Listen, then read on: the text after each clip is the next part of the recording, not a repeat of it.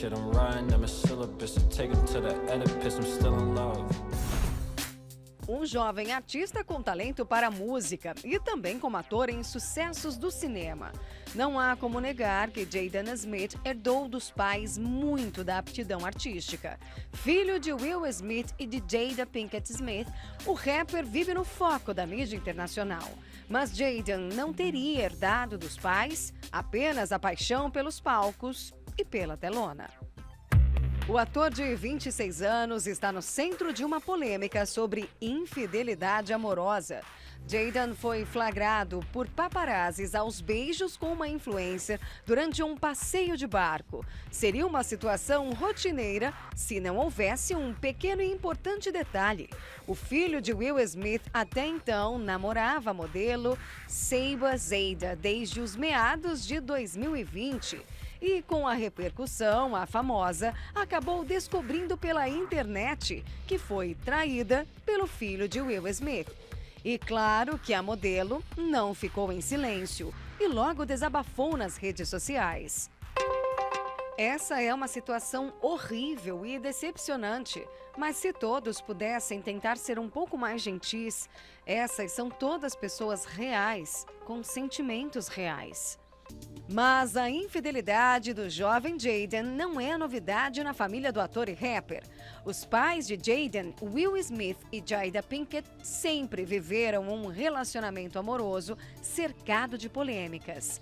Ao longo dos 25 anos de casamento, os famosos já foram alvo de noticiários sobre a infidelidade da apresentadora e até sobre o casal manter um relacionamento aberto. Em 2021, Will Smith revelou em entrevista que o casamento deles não era convencional, porque Jada Pinkett nunca acreditou na instituição casamento.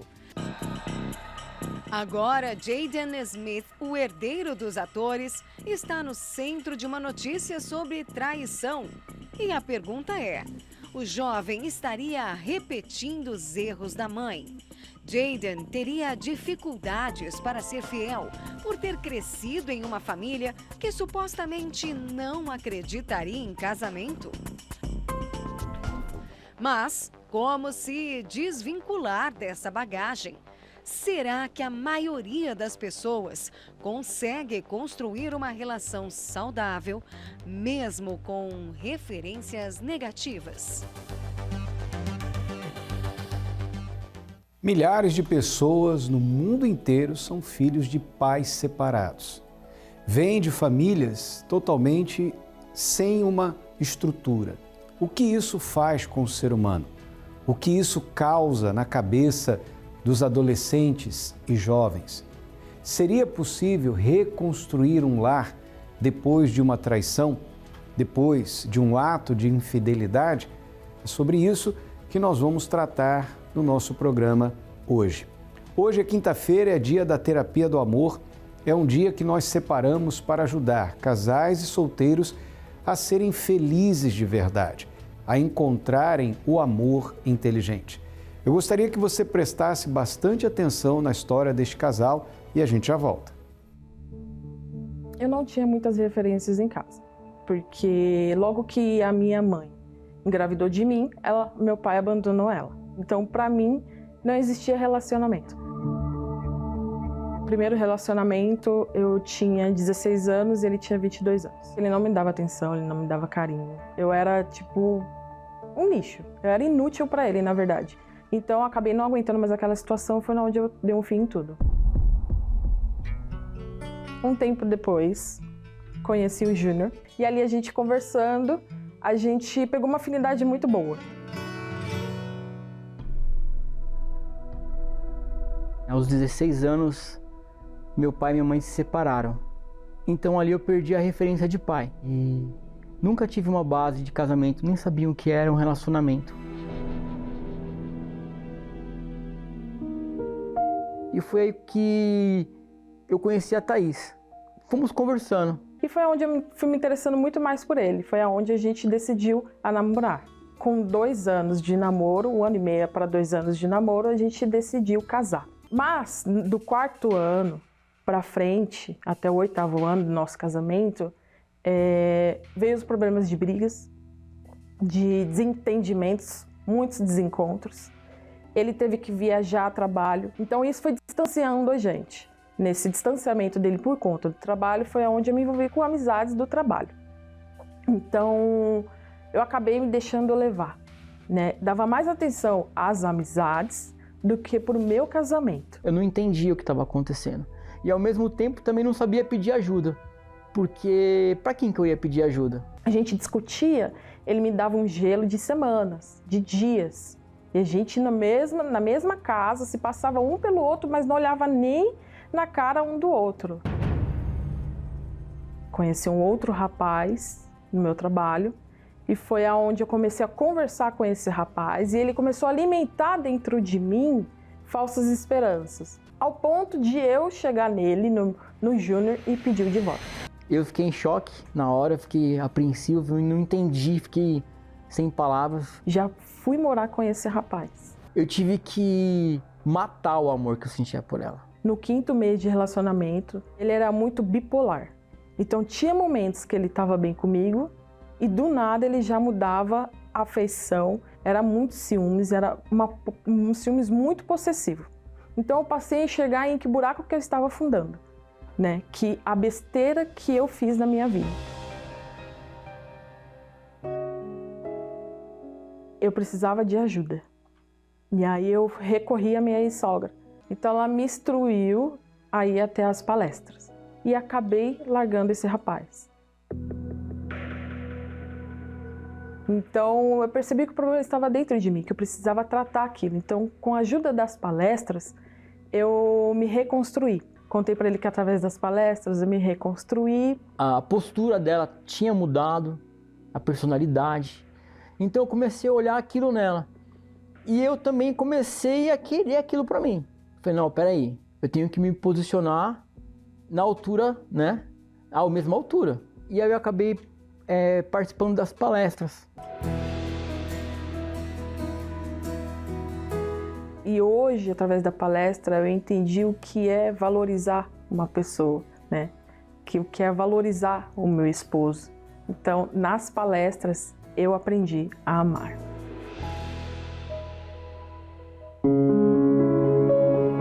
O que acontece quando os sonhos de uma vida a dois começam a desmoronar?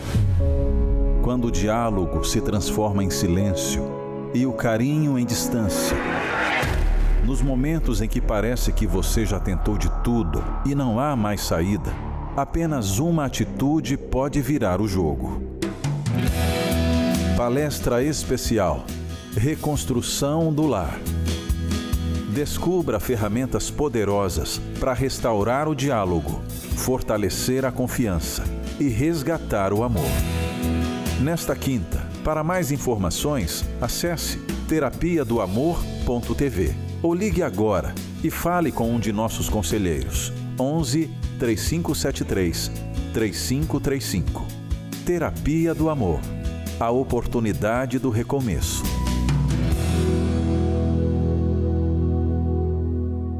Thaís e Júnior se reconciliaram e reconstruíram o seu lar. É possível, mesmo após uma traição, um ato de infidelidade, quando se há vontade de mudar, quando realmente há disposição de fazer o caminho contrário. Sabe, tudo começou com um bate-papo no trabalho e a Thaís foi se envolvendo com esse rapaz. Daí a pouco se mudou e foi morar com ele. E descobriu depois que o rapaz era bipolar e muitos problemas, né? Onde que ela foi, né, se envolver? Pois é, seguiu a voz do coração. Mas quem nunca fez isso, não é verdade? Por isso que existe o trabalho da terapia do amor, para ajudar casais e solteiros a aprenderem a respeito do amor inteligente. Hoje ela ama o seu marido e ele a ama. E as feridas do passado foram cicatrizadas. Estão vivendo bem. Cumpriu-se o que está escrito na palavra de Deus. Vamos ler esse texto. E com isto concordam as palavras dos profetas, como está escrito. Depois disto voltarei e reedificarei o tabernáculo de Davi, que está caído. Levantá-lo-ei das suas ruínas e tornarei a edificá-lo.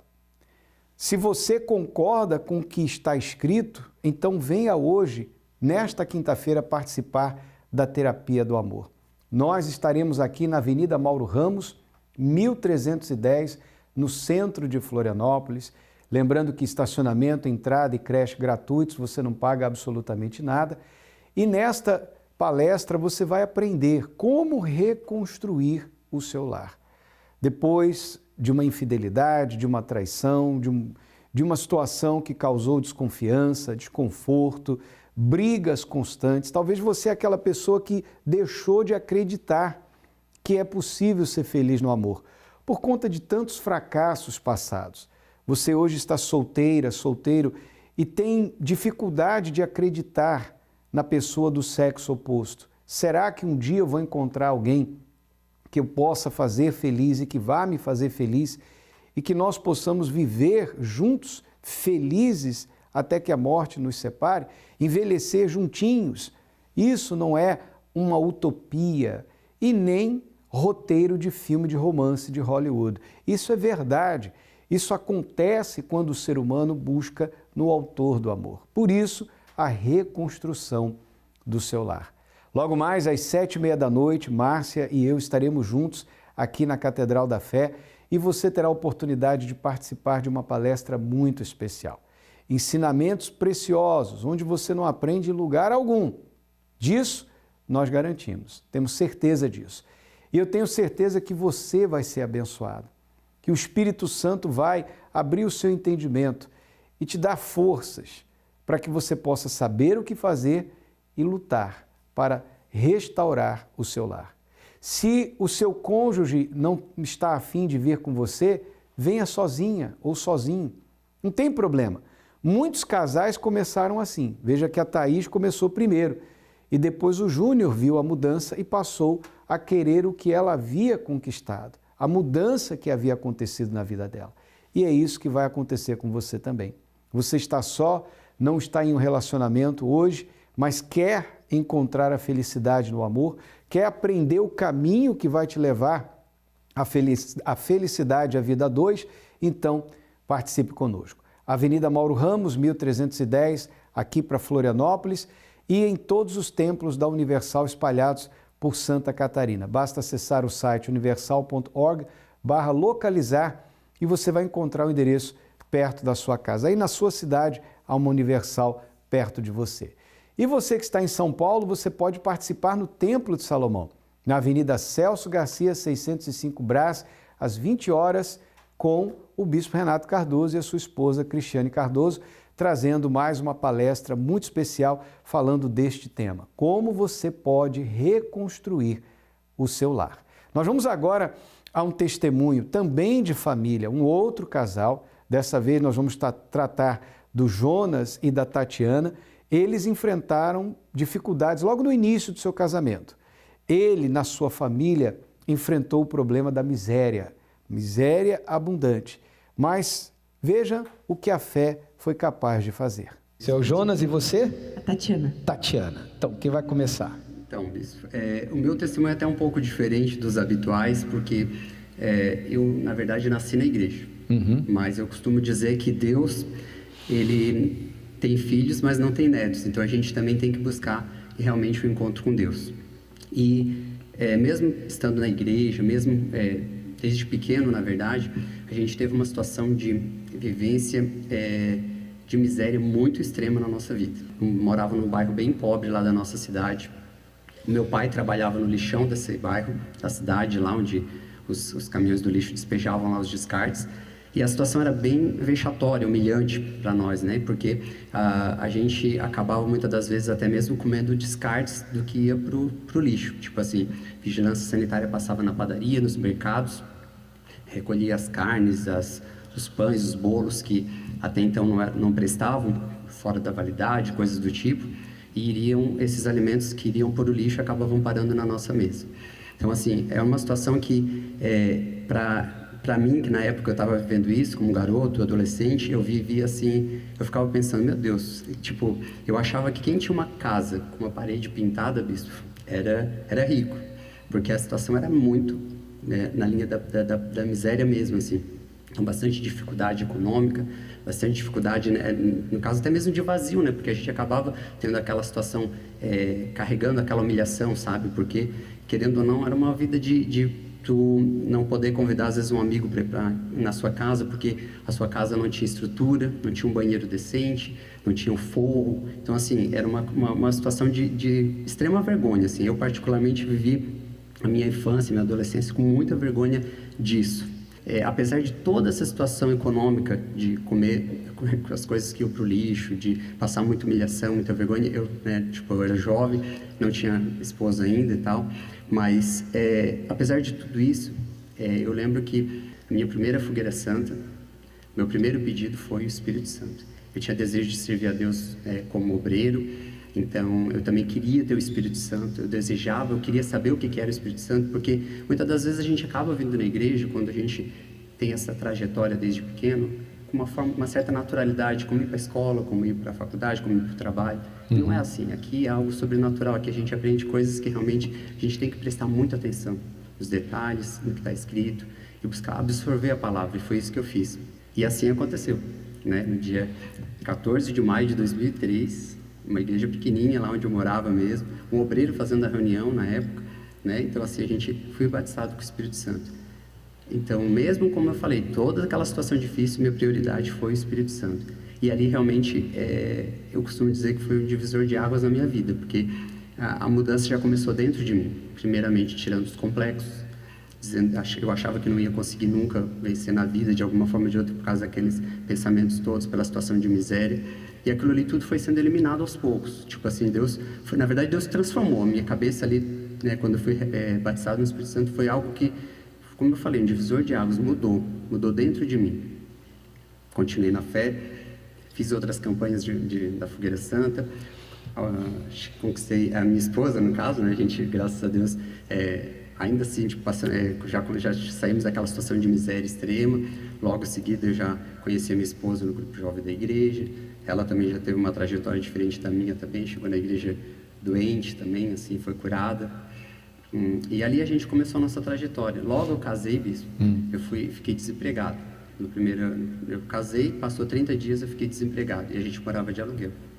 Então, assim, eu disse, não, mas vamos para o altar. Então, assim, primeiramente eu busquei a Deus, busquei o Espírito Santo. Depois eu comecei a fazer as outras campanhas para mudar a minha vida, porque eu não estava feliz com aquela situação. Antes da gente casar, né, ele fez faculdade de contabilidade, ciências contábeis.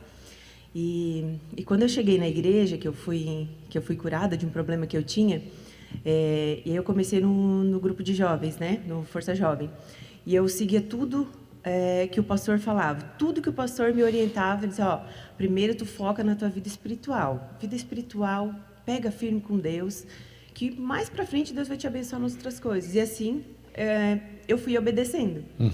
E é sempre assim, né, bispo? Porque às vezes a gente está tantos anos na igreja, a gente esquece que é isso que funciona. O que o pastor prega no altar, às vezes faz um jejum, faz uma corrente, vem segunda, vem um dia a mais. É isso que funciona. E foi o que eu fiz.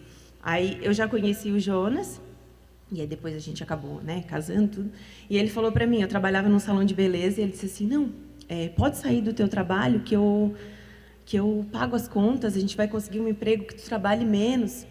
E daí, nesse 1 mês de casado, ele chega na porta de casa com uma caixinha, com o olho cheio de lágrimas, e falou assim, eu fui demitido. Aí eu achei que ele estava brincando, eu olhei para ele e disse assim, vai te catar, eu falei para ele. E saí. Aí ele ficou na porta, eu vi que ele não voltou, daí eu olhei, tu tá falando sério? Aí ele assim, eu tô falando sério. E daí eu falei assim, agora Deus vai ter que ajudar a gente? Como sempre, né? Deus vai ter que fazer.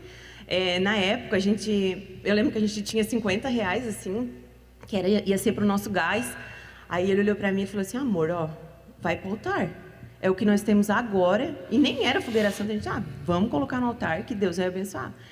E, bispo, era nessa situação. Eu fazia unhas para poder pegar o dinheiro, comprar comida, trazer para casa. Foi por pouco tempo isso, mas assim, existia essa situação. E a gente foi lutando, não aceitando. Ele começou a fazer as segundas-feiras. Então, aí no altar, numa reunião nas segundas-feiras que eu fazia, eu tive um despertar para abrir o meu próprio negócio. Porque na faculdade a gente aprende a técnica, né, bispo? A gente aprende ali a ser realmente um bom profissional e tal, mas muitas das vezes até trabalhar para os outros. E aqui na igreja eu recebi um direcionamento diferente na reunião de segunda-feira. E Deus abriu as portas através de uma campanha que eu fiz da Fogueira Santa para abrir o meu próprio negócio. E eu abri o escritório de contabilidade na época e comecei aos poucos ali. E ali realmente começou as coisas a mudarem também na questão financeira, econômica, né? Algum tempo depois a gente acabou conseguindo comprar nosso apartamento, já saímos do aluguel, conseguimos comprar nosso carro. E de lá para cá, bispo, de fé em fé, campanha em campanha, sempre na fé, que eu acho que isso é o primordial, a gente tem que estar sempre na fé. Deus foi honrando e abençoando. Hoje, graças a Deus, para quem na época estava desempregado, para quem passou aquela dificuldade toda, hoje eu tenho do bom e do melhor, posso frequentar os melhores restaurantes. A gente fez viagens para o exterior diversas vezes, acabamos de voltar de uma agora, já visitamos a Disney 3 vezes, Europa, Estados Unidos, Canadá, enfim, vários lugares do Brasil e do mundo, assim, a gente já visitou, já teve essa oportunidade. Eu tenho meu apartamento, temos um outro apartamento de investimento, tenho um carro que eu dei para ela essa semana. A gente está uma vida econômica muito abençoada, muito além. Para quem vivia uma vida que esperava o caminhão do lixo para poder pegar as coisas, bispo, hoje, só para o senhor ter uma ideia, hoje eu moro num bairro nobre lá da minha cidade, lá em Criciúma, que cada vez que eu vou levar o lixo da minha casa até na lixeira, eu fico pensando que eu ficava lá do outro lado, esperando o caminhão do lixo daquele bairro, né, porque eu achava que o lixo daquele bairro, do centro da cidade era o lixo mais importante. Tanto é que eu achava ali, poxa, ele vai vir alguma coisa lá para minha casa. Hoje, bispo, está realizando um dos pedidos meus da Fogueira Santa, que era ser testemunho no altar, porque uma vez o meu pastor falou, deveria ser o seu desejo, você ter o seu testemunho no altar. E eu falei para Deus, eu disse, meu Deus, onde a gente vai, o que a gente come, onde a gente mora, pode acabar. Pode simplesmente sumir. Mas assim, o meu maior desejo, bispo, depois da minha salvação, eu falei para o meu esposo, é a nossa família abençoada dando testemunho. Porque não há nada mais glorioso do que ser verdadeiro, não está fingindo, não está não tentando ser uma pessoa que não, é verdade. Jesus está na nossa vida, a gente segue a Ele, tenta procurar fazer a vontade dEle, para que isso realmente seja verdadeiro, né? Uma vida espiritual abençoada, uma família abençoada. E a gente não se preocupa com a nossa vida financeira. O sócio dele pergunta, cara, tu não te preocupa? Cara, amanhã tem conta. Não, tipo assim, tá na mão de Deus. É a paz, né, bispo? É aquilo que eu falei para o senhor, assim, a gente ter a paz de Deus, né? Então, assim, muitas das vezes, eu sou contador, eu tenho 8 empresas hoje, 8 CNPJs ali registrados no meu nome. Então, a gente sabe como é que é o mundo lá fora, enfim, a pluralidade de coisas que acontece, a carga tributária, fiscalização. Mas, bispo, sabe o que é a paz de Deus? É você botar o pé e Deus botar o chão. Eu falo para ele, falo para o meu sócio, falo para eu disse assim, a minha vida é isso, não tem um plano B, porque o meu plano A é Deus, e o plano A não falha, que é Deus. Então, assim, para quem estava desempregado, hoje tem 8 empresas, emprega um monte de pessoas, a gente tem uma empresa muito abençoada lá, várias empresas abençoadas. Então, assim, para a honra e glória de Jesus, aquilo que a minha esposa falou, não é preocupação com o financeiro, não é preocupação com...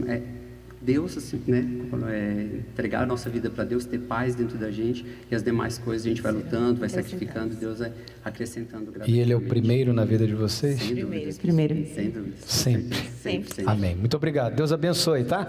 Graças a Deus. Fiquem firmes. A família é um pilar fundamental da sociedade. Um espaço sagrado. Pessoas que promovem o bem-estar daqueles que amam. Mas não é o que os nossos olhos têm visto ou nossos ouvidos escutado. O que a câmera de segurança registra é uma briga entre irmãos. Nada foi roubado. A disputa de uma herança pode ter motivado o crime. O motivo do crime teria sido uma traição. O psicopata do meu irmão estava deixando a mãe em cárcere privado, agora matou a minha irmã. A minha vida hoje acabou.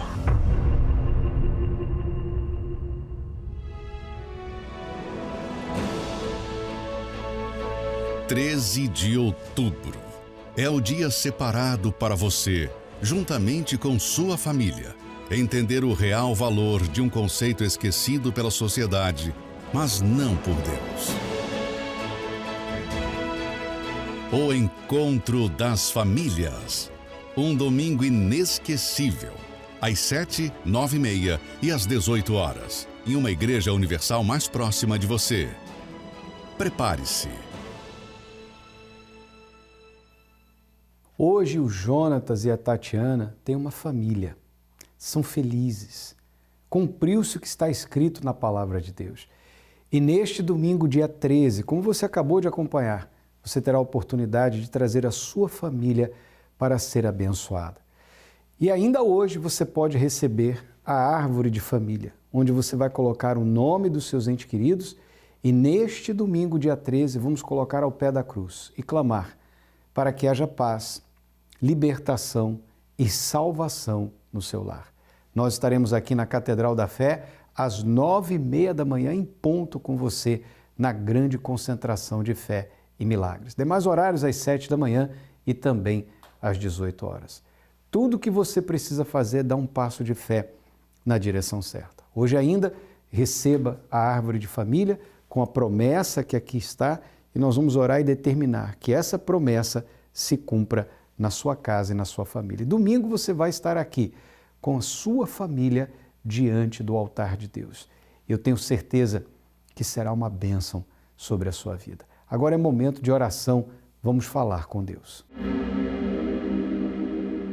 Quando oramos, rompemos barreiras, anulamos o medo e vencemos qualquer obstáculo. Por isso, juntos vamos falar com Deus. Meu Deus, em nome do Senhor Jesus, eu te agradeço pela oportunidade de poder comunicar o que o Senhor tem feito na vida das pessoas que têm vindo até a tua casa para tantos quantos desejam uma mudança de vida. E que essa pessoa tenha coragem de ainda hoje estar conosco na terapia do amor e se preparar para este domingo, convidando sua família, seus entes queridos, para estarem no maior encontro das famílias do ano de 2024. E eu tenho certeza que haverá a paz, a união, a bênção do Senhor e proteção do lar, para que o mal não venha destruir o lar dessa pessoa. E se houve destruição, haverá reconstrução pela fé. É o que nós determinamos no nome santo do Senhor Jesus. Aí onde você está, receba forças, coragem, ânimo, disposição para buscar a Deus, para vir até a casa de Deus e aqui receber dele a bênção sobre a sua família. Em o nome do Senhor Jesus. Amém. E graças a Deus. Eu quero encerrar lembrando você que nesta sexta-feira você deve trazer a fronha para ser ungida, a primeira das 7 semanas da unção na sua fronha, para que você tenha um sono abençoado. Eu estarei com você ao meio-dia e especialmente às 7 da noite, passando pelo corredor de fogo e poder. Mauro Ramos, 1310 no centro, te espero aqui. Até lá. Você tem passado por muitos problemas? Suas noites são intermináveis e a insônia é a sua companheira? Já não consegue mais descansar por estar passando por tantos desafios e dificuldades? Há uma passagem na Bíblia que nos afirma de que quando Deus está em nossa vida, nosso sono e descanso é garantido por Ele. Participe da sexta-feira do Em Paz Me Deito. Uma reunião especial para você que precisa descansar e se libertar de todo o mal que tem atacado a sua vida. Sexta-feira, em diversos horários. Na Catedral Universal, em Florianópolis, Avenida Mauro Ramos, 1310, Centro. Ou em uma Universal, mais próxima de você.